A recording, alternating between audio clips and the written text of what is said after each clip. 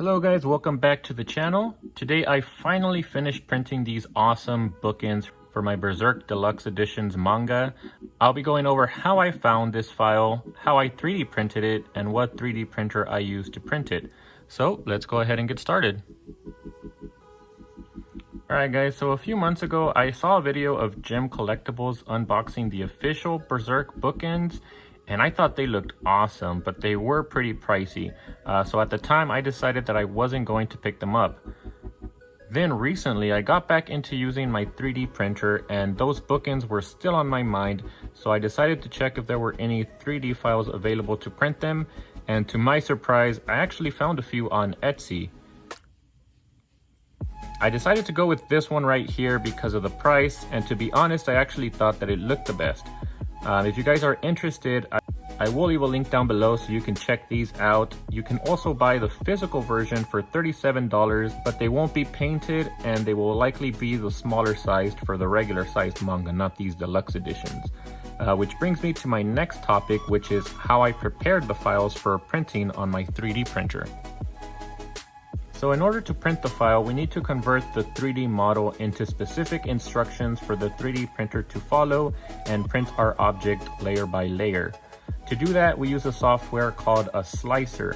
There are several paid and free options, but I like free, so I use a really popular free slicer called Cura. So we take our 3D model that is in STL format, and I usually just drag it into the slicer screen. Then you can just adjust the 3D model to your liking. In my case, I wanted to make it bigger so that it's more properly scaled with the Berserk Deluxe editions. So I went with 140%, as that was the largest multiple of 10 I could go up to with my 3D printer. Other than that, I did adjust a few of the slicer settings. For the most part, I used the profile that I found online. I just adjusted the print speed for the infill, which is the material inside of the model. Since this is a bigger part that would take days to print, I wanted to speed up a few things, and the infill was definitely one of the things you can cut corners on. Once you're happy with the settings, positioning, and scaling of the object you want to print, you can just hit slice and the slicer will tell you how long the print will take, as well as a layer by layer view if you want to take a look at that. Then you can just save it to a USB as a G-code and it's ready to take to the 3D printer. So I used to have 3 3D printers, an Ender 3, an Ender 3 with an Ender extender kit, and the Artillery Sidewinder X1. And while I do think that the prints on the Ender 3 were slightly better, I decided to sell my Ender 3s and just keep the Artillery Sidewinder X1, as it was the most user-friendly and it gave me the less issues. It also has a decently sized build volume of 300 by 300 by 400 millimeters. Let me show you guys how easy it is to get your prints started. So with the Ender 3s, I had to constantly level my beds, but the Artillery Sidewinder X1 tends to stay properly leveled for a while. I still always verify before each print just in case, but it only takes a few seconds. Next, you can just insert the USB, find your file, and start the print. Another plus of the X1 is the super fast heating. It only takes a few seconds for the printer to reach the optimum temperature before starting the print. For my printer, the only issue that I've had is bed adhesion. But with a bit of painter's tape on the bed, that problem is fixed and it works really well. I usually always monitor the first layer just in case anything goes bad, but most of the time there are no issues now that I use painter's tape.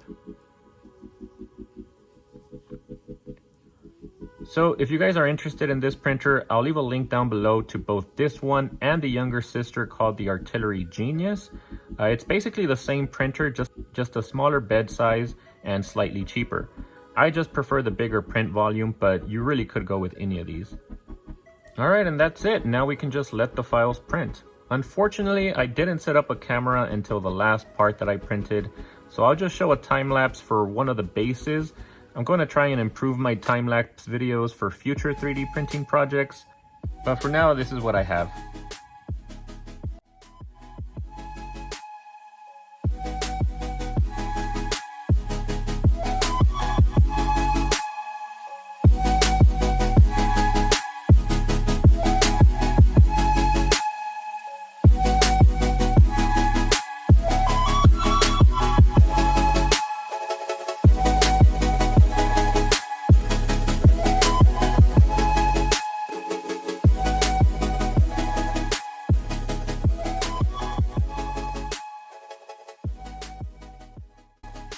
Alright guys, so most of the time you can just take the prints right off, but in some cases when you're dealing with huge prints like this, so that's a huge surface area that's attached to the bed of the 3D printer, you sometimes do have to use other measures.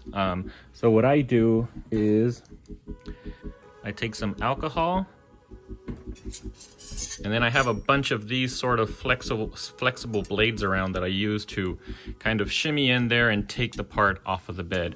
So let me show you guys how it works. It might take a while, so I'm gonna kind of speed through this. So first with the alcohol, I spray all of the sides of the 3D print, just like this.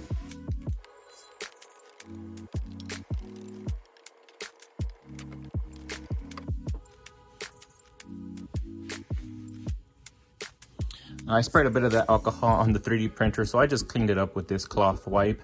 But yeah, now that I sprayed all the sides of the 3D print, I just kind of leave it there for a little bit, and then in a bit, I'll just go in there with my flexible blades and try to pop it all off.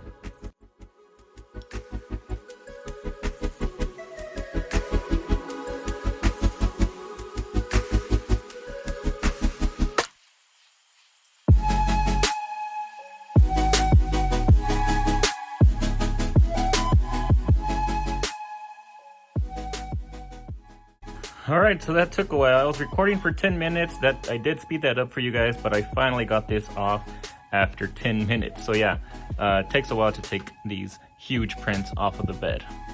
And usually after taking things off like this, you do want to go back and try to re-level the bed.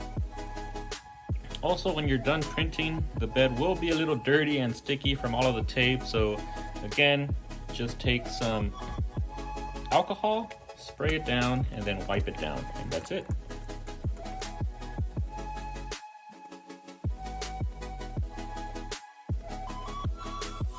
Alright, there you go. Now it's all clean for the next print. Alright guys, so here's the base that we just took off of the printer. Here's the first one that I've already printed, and I've already attached the first half of the sword to. So let me show you guys how difficult it is to kind of stick it in there, because it did take me a little bit. The tolerances here aren't the best. It is a really tight fit. So yeah, let's see how long it takes me to stick this one in here, and then I'll speed this up again, and I'll tell you guys how long it took me in the end.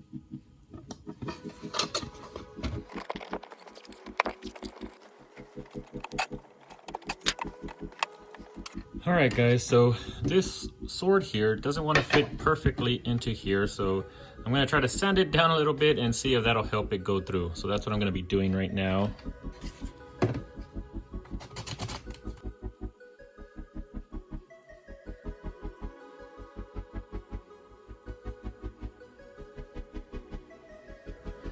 Alright guys, that took a while, but I was finally able to sand it down enough so that you can put the sword in so you don't see any gaps there. And yeah, that took about 30 minutes to be honest of sanding. So yeah, the tolerances need to be fixed here. I probably could have printed this one at around 140.5%. Maybe that would have helped it better. But I'm not about to try it again because this print takes about 5 hours to print. So I'm happy with it like this. And yeah, let's bring the books over and do a showcase of this 3D print. Guys, so here it is complete. Each base took about 5 days to print, and the sword took about 1 day for each part. So about 2 weeks total to print these bookends.